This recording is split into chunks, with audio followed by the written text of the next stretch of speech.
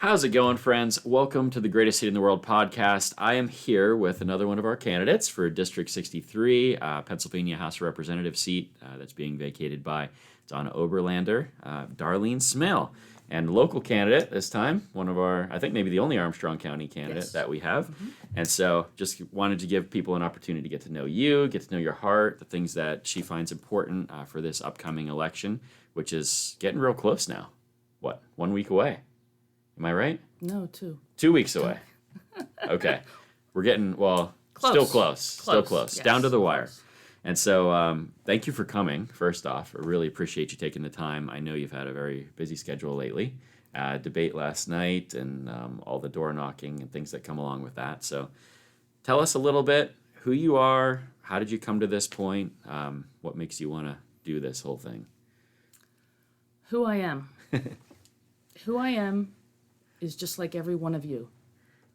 I never thought I would be in this position. Never. Yeah. I'm retired. My husband's retired. We saw what's going on with the world, and we felt that we needed to get involvement. Everybody preaches involvement, Yeah. but most people don't. And I am the type of person that if not me, then who? Right.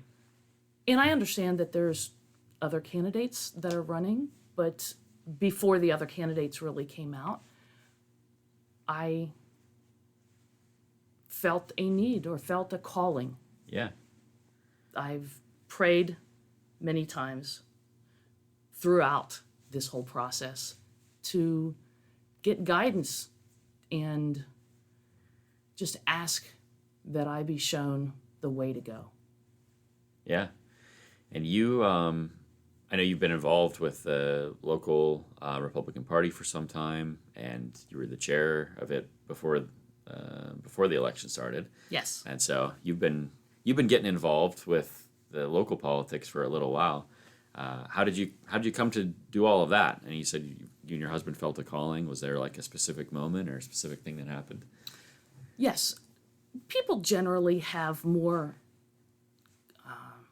they look at federal policies and what's going on federally more than state. Right.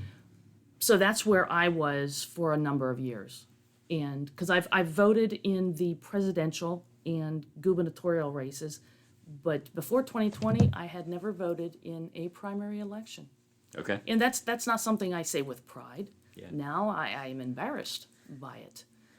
But I went in 2020 to vote for President Trump and was told that I couldn't because I was a registered independent. And this is probably something the more experienced people will tell me not to say. Yeah. But I had gotten disillusioned with the Republican Party. And so I changed my registration. Yeah. I changed my registration to independent. So the day following the 2020 election, I changed my registration back to Republican. And then after the 2020, what I call election debacle, Yeah. well, let me back up a little bit.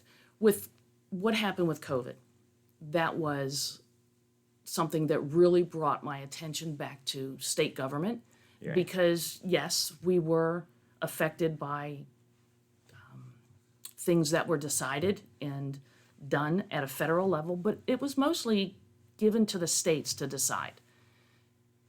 Well, with Governor Wolf making the decisions that he did to close things down, and not just close things down, arbitrarily close things down. The government made the decision who could stay open and who couldn't. That is what made me realize that state government has more power than I had realized Right. or had paid attention to.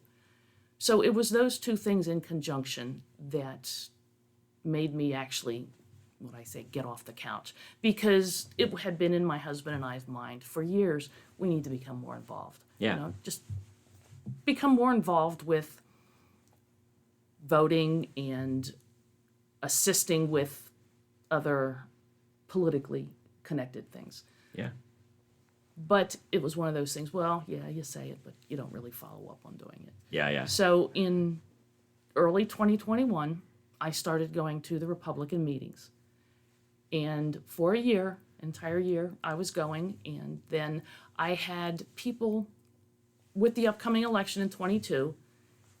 That's when precinct committee positions were up and state committee positions were up. I really had no understanding of what those were. I had heard a little bit about the precinct committee through the precinct strategy with Dan Schultz, but I had people that were really advising me, not advising, but encouraging me, strongly encouraging me to run for state committee. So I tell my husband, and he goes, well, what does state committee do? I said, I'm not really endorse. They endorse candidates. And then I go with the caveat, but I really don't think we ought to have endorsements. Yeah. Because to me, the primary should be the endorsement. So that's actually what I ran on. I eventually did decide to run for state committee, and I went and knocked on doors. I figured if you're wanting people to vote for you, then you should go talk to the people. Absolutely. I went and knocked on over 500 doors Okay. for state committee. Wow. I don't think that had ever been done before. And actually, people did tell me that they, well, one, most of them said they'd never had anybody come to their door, and they were very appreciative of it. Others said maybe they had a magisterial district candidate come. But that was important to me to actually get input from the public, let them know who I was as a person. And yes, I did tell them, because I don't know that anybody that I talked to knew what state committee was. Right. Or what they would ask me, well, what does a state committee person do? I tell them what I told my husband. Mm-hmm. I said, all I know that they do is vote on who to endorse. I said, but I don't agree with the endorsement process. So I got elected in a landslide, actually, from the historical records back, as far as I could research. I won with the most votes ever. And there was another candidate running. I had over 2,200 votes more than the other candidate. Nice. So I took that as an endorsement of me, one, as a person, and two, of going out and talking to people. Absolutely. Yeah. I think it's really important just to get people to get to know you, because I think just the everyday person, especially with elections like this, it's just like they just don't really pay attention all that much. But the more people you can go and talk to personally, face to face, hopefully the more people that see this, they'll get to know your heart. That'll make a big difference. So tell me a little bit about your background, as far as, I don't know, your life, like kind of what do you feel qualifies you to be a state rep for us? Well, what does a state rep do? Who would you want to have as a state rep? To me, I would want to have somebody that lives the way that I do, that thinks the way that I do, that is from among the people. Yeah. So I consider myself all of those things. I grew up without a lot of things that other people had. We were a very low-income family. I come one of 6 siblings. So I did without a lot growing up. Mm-hmm. And I think that helps me realize what some people have to go through, and an understanding that many people do not have the funds to do activities or to have nice clothing, name brand purses, brand new cars. Right. So that helps me understand part of the constituency. Yeah. And I've moved up. I have bettered myself. One of the things that I feel is very important even nowadays is a good work ethic.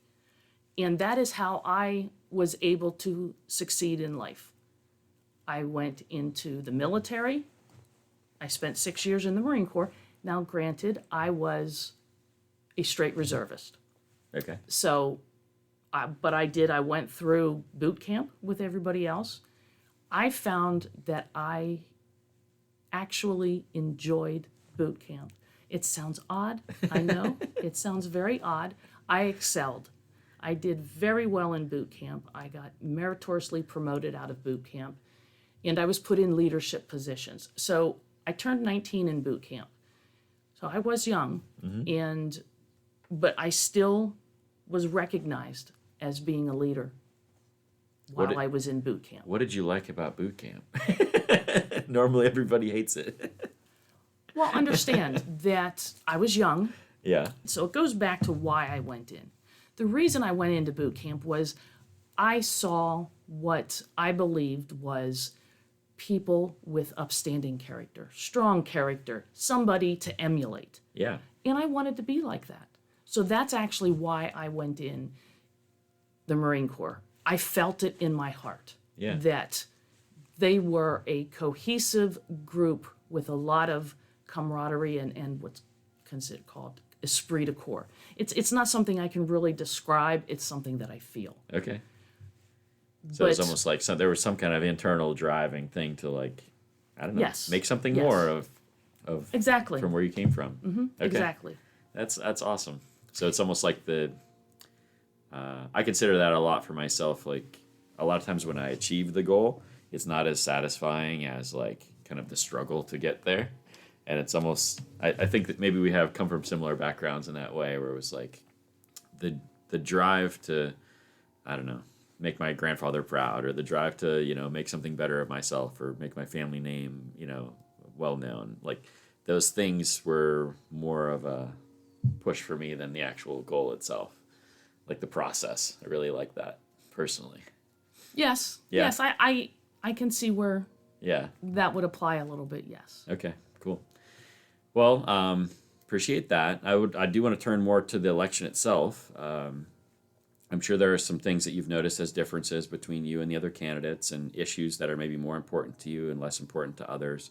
What are the things that you find are, like, the most important things that, like, the reason that you're running, like, if you're our next rep, that you really want to try to accomplish over the next few years?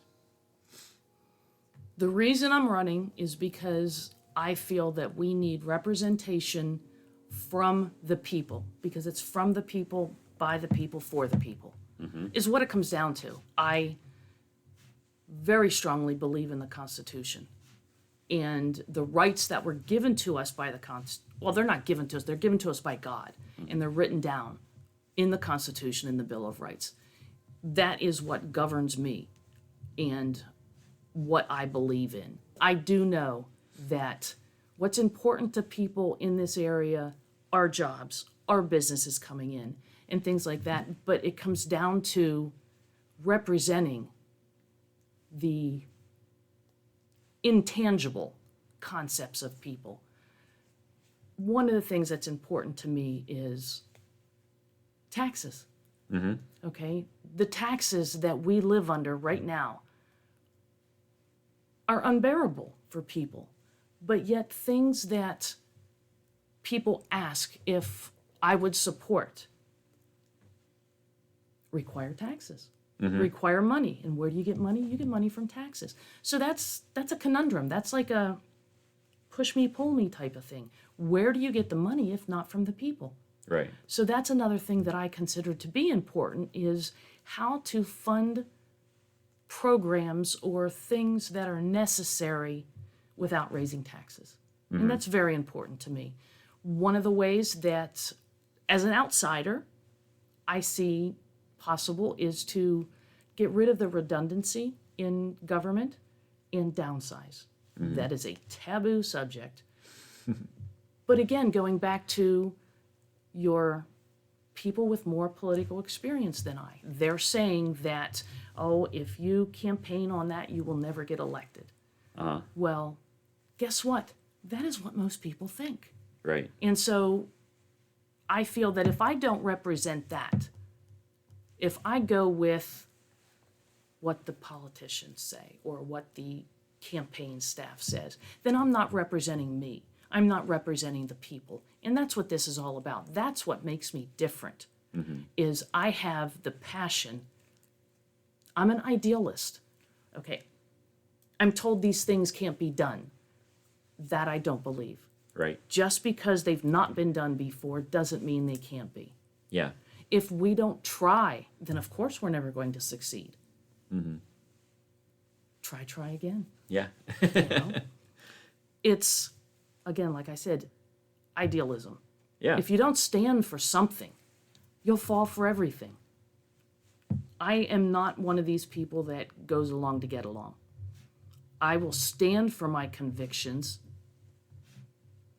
And of course, that does not mean that I will not cooperate or compromise. There are certain things that I will stand firm on because they are the right thing. Yeah. So that's what makes me different, I believe. Because, of course, I don't know these other candidates. I have had some exposure to them by their mailings, by being on the stage next to them with debates or forums. Yeah. But other than that, I don't know specifically where they stand. So I'm not necessarily saying that this is different, a way that I'm different from them. I'm just saying that this is me. This is why I'm doing this, and this is what I believe and have found out from going door to door. Yeah. I love that answer. So if we go back and kind of, so, I mean, this is what it sounds like to me. Saying you're an idealist, but to me that's like you're saying the foundation has to be right. Like what we're driving for has to be like the correct thing, and the foundation has to be the Constitution, constitutional freedom, individual rights that come from God. And so if you have that foundation right, then we can start to talk about the next thing kind of on the foundation you're building is the taxes, meaning smaller government, reducing redundancy, those kinds of things. And then out of those, then that flows the things that are important to everyone. Getting more jobs, all that kind of stuff. Exactly. Am I getting it right? You make it all in a nice little package. Well, that's what I do. But I really like that. So take me back, like let's just go one at a time if we can. I just want to deep dive a little more into those because I feel like people will get to know your heart. The way that conversation just went, I thought was really good. So the foundational thing, the constitutional freedoms, it sounds like that's kind of flowing out of all the COVID stuff, the election, Yes. all those things. Yes. So explain to me a little bit more, like where are we at now versus the ideal future? Like what's the gap that's there right now? I know a lot of emphasis or a lot of publicity. Those aren't the right terms, but a lot of importance, and I'm not downgrading the importance, but a lot of people think about the Second Amendment and pro-life. But one of the things that I feel has really, really been destroyed is our freedom of speech. Yeah. And I don't know that people actually realize it. Okay, what's in the news is Facebook and Twitter and things like that. But why are we here today? We're here today because people like you feel that there is a niche, there is not information getting out there by other media sources. Right. Those media sources, mainstream media. That in itself, what they do is a form of censorship by what they choose to not show and what they choose to show. I don't feel that our media reports on things. And that is one of the ways with censorship. Another way, I used to be careful of what I said for fear of offending someone. Right. I have since learned that that is a form of self-censorship. Yeah. I have seen this saying, and I think it applies. I saw it on a T-shirt. It was, "My rights don't end where your feelings begin." Yeah. And that is absolutely true. that is a very succinct way of what I am feeling. Yeah. Because I am very strong in my support of free speech, even though it might offend somebody. Yes, there are people that are not nice out there. And there are people that shouldn't be saying things the way they are. But that doesn't mean they're not allowed to say them. Yeah. It's a very interesting thing when it comes to these more localized races, because there is a real mentality that we can never change the system because the system's too entrenched, and all we can do is just try to turn the ship a little bit. But I mean, the reality is, if enough candidates get elected that do have a more idealistic mentality, then those things can be shifted, and they can be shifted quickly if you get the right people in there. So it's a very interesting conversation, because most of the other things that we have most of the other interviews that I have are more about policy and less about kind of foundational principles. But that's one of the things I really appreciated about President Trump, and then like even candidates in the Republican primary, like Vivek Ramaswamy, who I thought was like very interesting in how he talked so much about first principles and less about specific policies, but everything driving out of those first principles. It sounds to me like that's kind of more where you're at. Is like, yes, let's get the first principles right. The policies will kind of that flow out of those will be better policy solutions than, if I would just try to work the system as it stands now. Yes. And it's not going to be easy or fun for the constituents. Yeah. Because when you talk about, on one hand, they don't like the taxes, they want lower taxes, or they definitely don't want more taxes. Yeah. But what does that mean? Because a lot of what I have been exposed to during the debates is, what can you do? Basically, it comes down to, what can you do for me? Well, many of the things that people want cost money. So if you don't want taxes raised, how are you going to fund it? And so that is something that needs to be figured out. That is something that you need to be able to have a dialogue, a debate, a discourse with the 203 people that are in the House of Representatives. It's a fine line. You're not going to please everybody. I understand that. And it's not going to happen quickly, but it needs to happen. So how do you think, do you have any thoughts as far as like, how do we solve that problem? If everyone just is kind of voting for self-interest and the things that they want, but all those things cost money, like how do we maintain taxes or lower taxes and still make people happy? Have you considered that at all, or? Yes. I know you've probably thought a lot about it, but it is a difficult conundrum. And this again goes back to people that advise me. People that advise me have more political experience than I do. But I have to stay true to how I think, how I feel, how I view things. Yeah. Because much of that,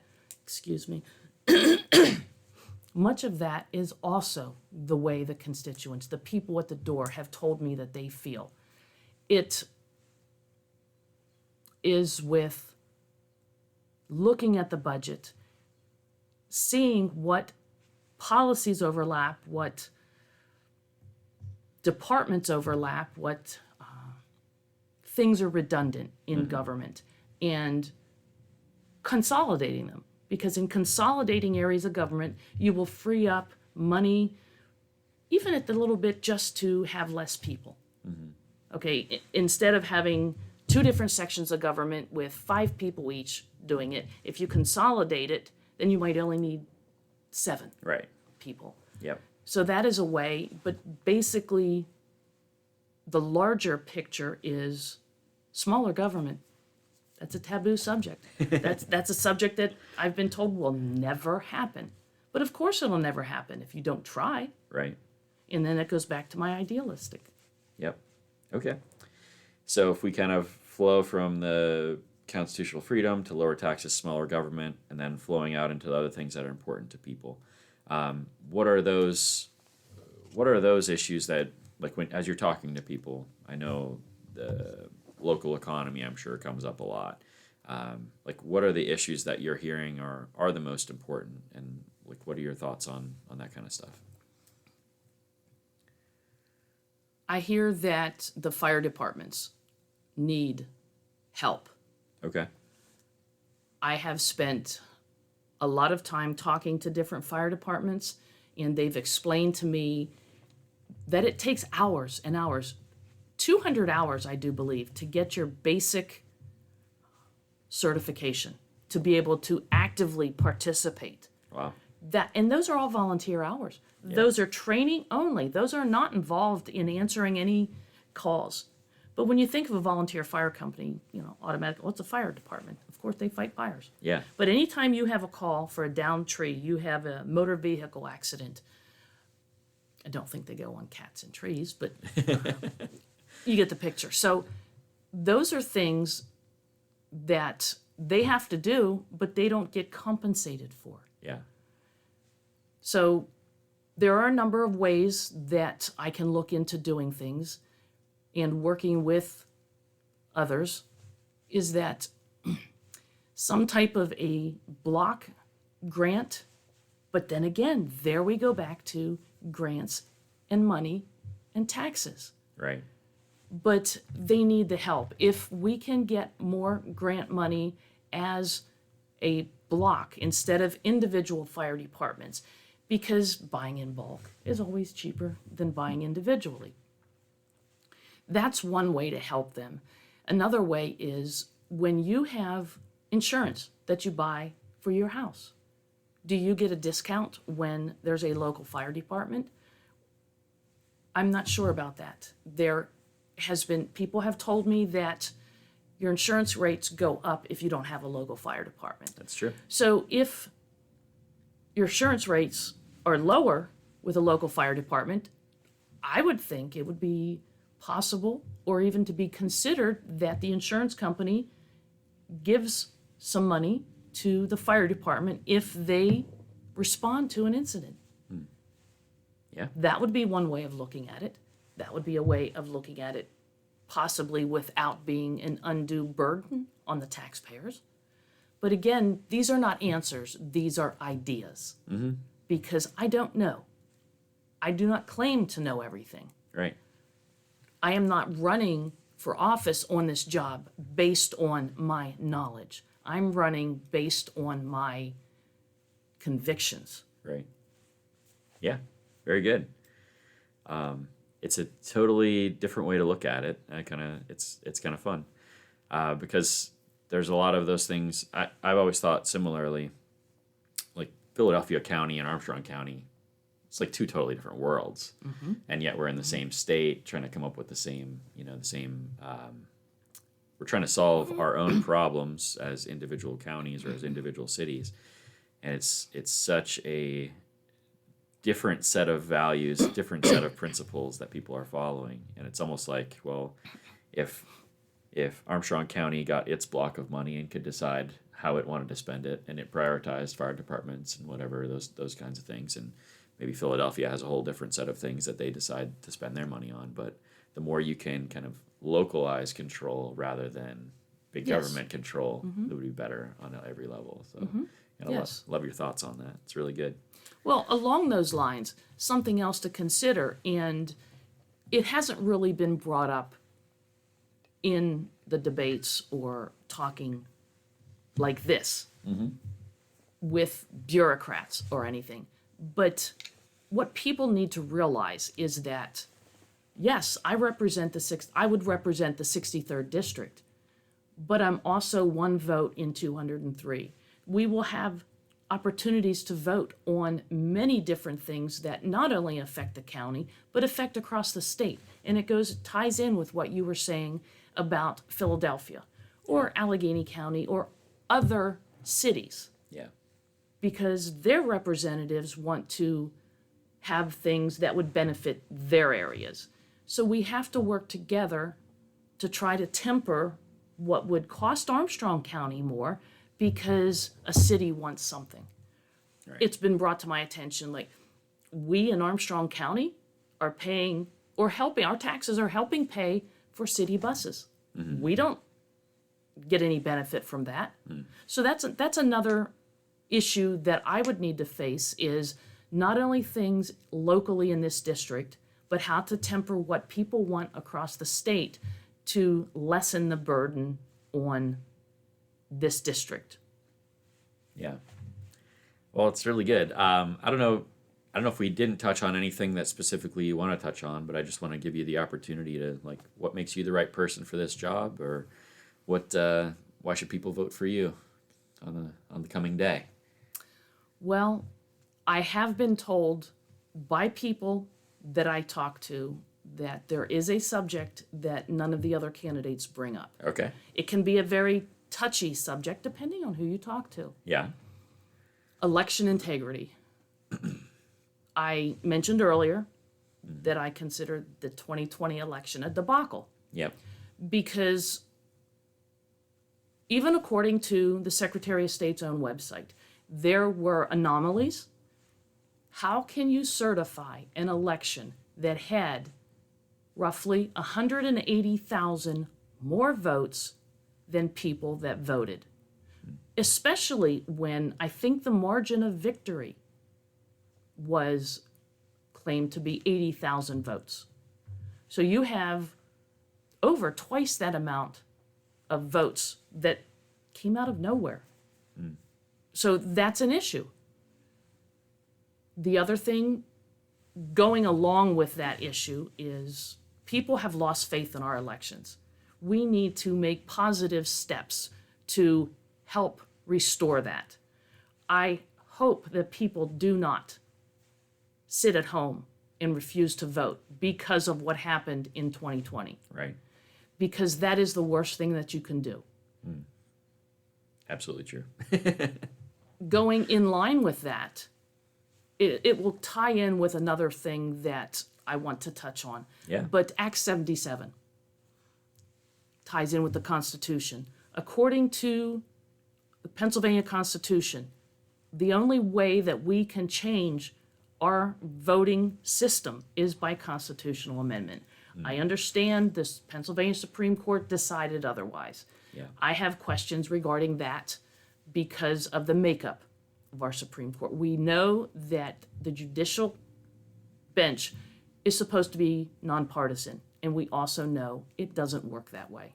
That being said, Act 77 was passed nearly unanimously. But when you actually look at what was included in the legislation, it was unbelievable that it was passed. Yeah. To my knowledge, I was told that 2 people did not vote for it. When questioned why, they said because they read the bill. How many people do not read a bill they are voting on? Yeah. That is a big problem. Huge problem. In Harrisburg and DC. That is a problem that we as people, everyday people, have an issue with. It happens so often in government, and it shouldn't. But going back to the election integrity, one of the ways that I have been talking to people about at the door, and they agree 100% across the board. It's a no-brainer, they say, that we need a voter ID statewide. Absolutely. Yeah. I don't understand why it's not widely accepted. Yeah. Or actually, it is widely accepted. I heard a poll one point where 70% of everyday people want voter ID, support voter ID. So why isn't it a law? Yeah.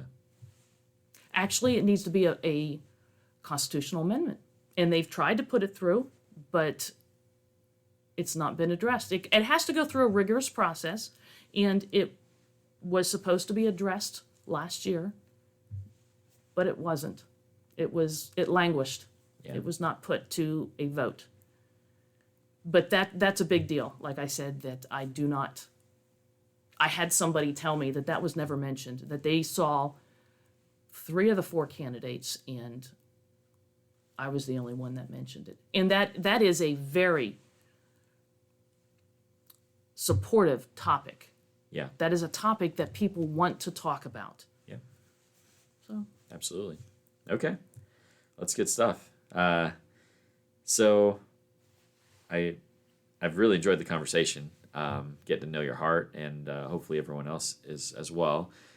If they want to get in contact with you, like if this triggered other questions that people have for you, what's the best way for them to connect with you personally or to connect with your campaign, and if they want to support you over these last couple weeks for the final push, like what's the best way for people to get in touch with you? I have my email that I created a couple of years ago. It's not my personal, it's my personal email, but it's for politics. Yeah. So it's the first initial of my first name, D, and then my last name, Smail, @windstream.net. Okay. Now, the other way to get in touch with me is by my personal cell phone, because I'm archaic. I don't have my email on my phone. So Yeah. if you send me an email, text me and tell me you sent me an email if you need immediate attention. Sure. Otherwise, I check my email daily, usually in the morning and in the evening when I get home, because I'm spending a lot of time talking to people and I'm not at home very much anymore. Right. But those are the best two ways to get a hold of me. I also have a Facebook page, Darlene Smail for PA House. Okay. So we'll put all the links, and if you want us to put the phone number up on the screen, Oh, yes, we can I'm do sorry. that and all I that. did mention that. My phone number is 724-902-2244. Okay.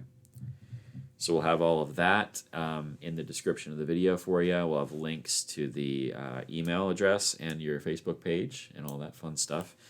I just very excited for the election. Excited to see how it turns out. Glad that you're running. I feel like you have a very different take on it than most candidates, and hopefully people get to know you and connect with it. Well, thank you. I appreciate you getting this together, and it's outstanding that you have this opportunity for candidates to get more information out there, because we can't reach everybody door to door. Right. It's 66, 67,000 candidates. I've knocked on over 1,000. Well, I stopped counting at 1,000, and that was a couple weeks ago. So it's pretty far past that now. But still, that's a drop in the bucket compared to how many people, even Republicans that come out, because they're forecasting 8 to 10,000. So that's still a drop in the bucket. But if people want to reach out to me, I'm more than willing to talk, and we can have an in-depth talk like this, a heart-to-heart talk, or we can talk about issues. But as far as the issues go, I don't have government experience, so I don't necessarily know exactly how to do things. But government experience, the original founders, we were not to be all government people. Yeah. We were to be, again, everyday people. Yeah. And we will learn. That's the other thing. I'm a quick learner. I have a habit of jumping in the deep end with both feet, and I've not drowned yet. That's great. I'm a big fan of the citizen statesman versus the professional politician. So, like I said, glad to see you running. Wish you the best of luck. If you need anything, please feel free to reach out. Any updates that we can give the people, more than happy to get as many people connected as possible. I think that's the driving thing of this, is if you haven't made a plan to vote, get to know your candidates, get out and vote, and let's get a big turnout so that we can get the right people in Harrisburg to drive forward Armstrong County values and District 63 values. So thanks again for coming. Really appreciate it. It's great to see you, and hopefully all of you enjoyed it as well. Be blessed. Have a wonderful day. Thank you.